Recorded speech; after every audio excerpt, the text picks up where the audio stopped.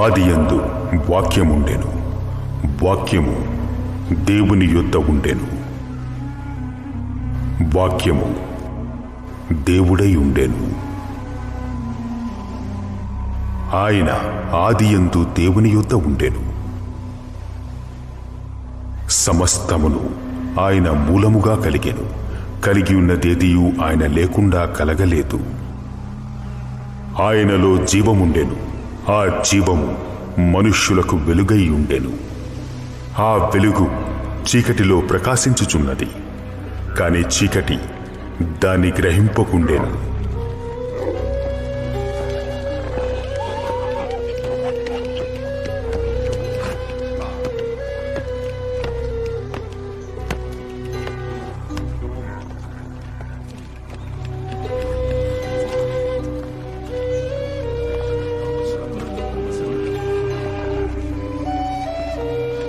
దేవుని యొద్ద నుండి పంపబడిన ఒక మనుష్యుడు ఉండేను.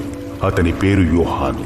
అతని మూలముగా అందరూ విశ్వసించినట్లు అతడు ఆ వెలుగును గూర్చి సాక్ష్యమిచ్చుటకు సాక్షిగా వచ్చాను.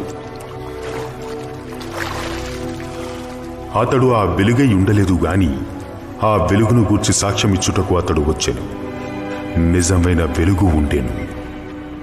అది లోకములోనికి వచ్చుచు ప్రతి మనుష్యుని వెలిగించుచున్నది.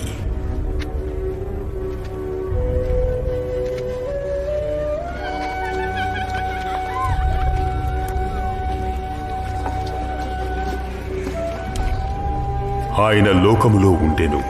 లోకమాయన మూలముగా కలిగెను, కాని లోకమాయనను తెలిసికొనలేదు.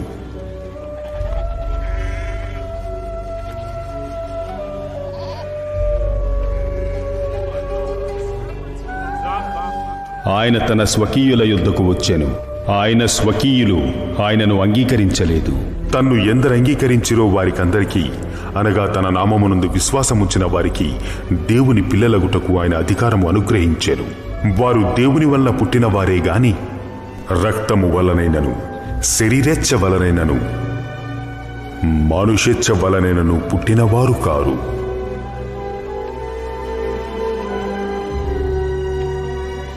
ఆ వాక్యము శరీరధారియే కృపా సత్య సంపూర్ణుడిగా మన మధ్య నివసించెను.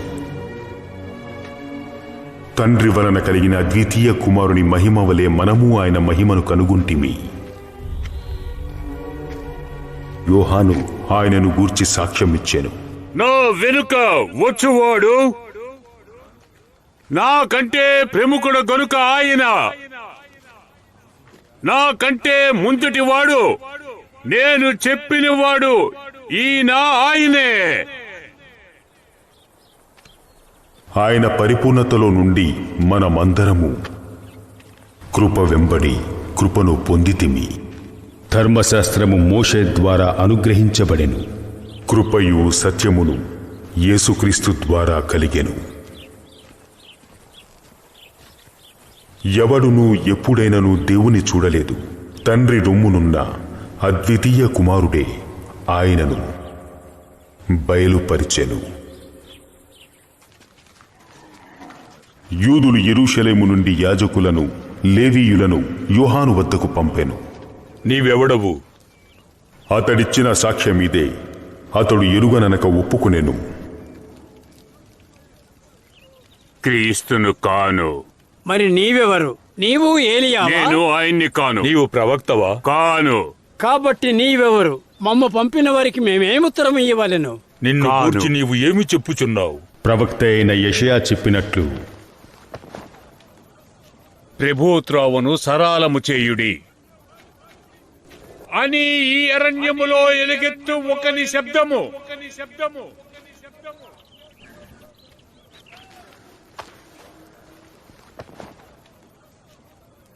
పంపబడిన వారు పరిసయ్యులకు చెందినవారు. నీవు క్రీస్తువైనను, ఎలియావైనను, ప్రవక్త అయినను కాని ఎడల ఎందుకు బాప్తిసమిచ్చుచున్నావు?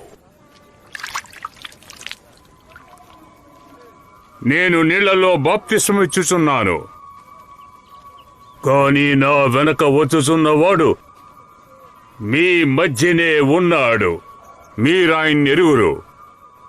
ఆయన చెప్పులు విప్పుటకైనను నేను యోగ్యుణ్ణి కాను.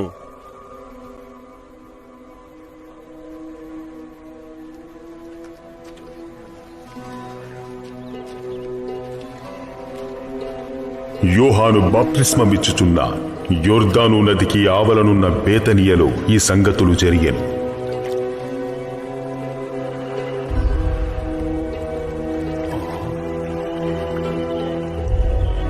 మరునాడు యోహాను యేసు తన వద్దకు రాగా చూచి,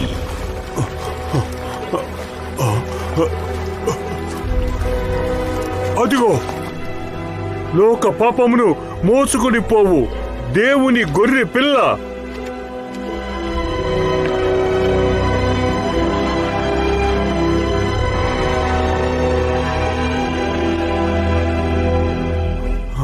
నా వెనక ఒక మనుష్యుడు వచ్చుచున్నాడు. ఆయన నాకంటే ప్రముఖుడు కనుక నాకంటే మొదటివాడైనా నేనెవరిని గూర్చి చెప్పితినో ఆయనే ఈయన. నేను ఆయన్ని ఎరుగనైతిని, కాని ఆయన ఈ ఇశ్రాయేలుకు ప్రత్యక్షమగుటకు మరియు యోహాను సాక్ష్యమిచ్చాను. నేను నీళ్లలో బాప్తిస్మమిచ్చుచున్నాను. ఆత్మ పామురము వలె ఆకాశము నుండి దిగివచ్చుట చూచి తిని ఆ ఆత్మ ఆయన మీద నిలిచెను. నేను ఆయనను ఎరుగునైతిని. గాని నీళ్లల్లో బాప్తిస్మమిచ్చుటకు నన్ను పంపినవాడు నీవెవని మీద ఆత్మ దిగివచ్చి నిలుచుట చూతువో ఆయనే పరిశుద్ధాత్మలో బాప్తిస్మమిచ్చువాడని నాతో చెప్పాను. ఈయనే దేవుని కుమారుడని నేను తెలుసుకొని సాక్ష్యమిచ్చుచున్నాను.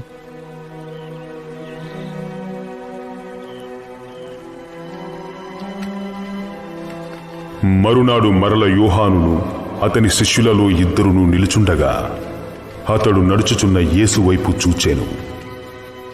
ఇదిగో దేవుడి గొర్రెపిల్ల. అతడు చెప్పిన మాట ఇద్దరు శిష్యులు విని యేసును వెంబడించిరి.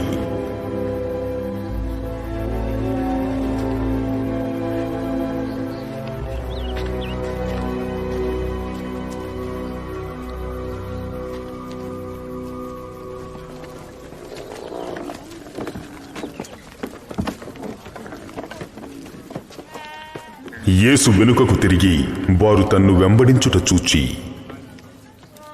మీరేమి వెదకుచున్నారు? రబ్బీ, రబ్బీ, నువ్వు ఎక్కడ కాపురమున్నావు? రబ్బీ, రబ్బీ. రబ్బీ అను మాటకు బోధకుడని అర్థము. వచ్చి చూడుడి. ఆయన వారితో చెప్పగా వెళ్లి ఆయన కాపురమున్న స్థలమును చూచి ఆ దినము ఆయన యొద్ద బస చేసిరి. అప్పుడు పగలు రమారమి 4 గంటల వేళాయెను. యోహాను మాట విని ఆయన్ని వెంబడించిన ఇద్దరిలో ఒకరు సీమోను, పేతురు యొక్క సహోదరుడైన అంద్రేయ. ఇతడు మొదట తన సహోదరుడైన సీమోనును చూచి, మేము మెస్సీని కనుగొంటిమి. మెస్సియాను మాటకు అభిషిక్తుడని అర్థము. నువ్వు త్వరగా రా. రా రా.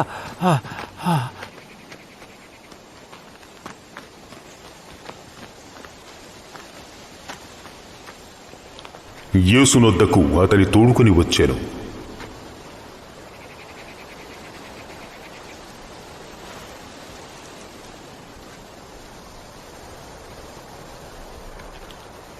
యేసు అతని వైపు చూచి,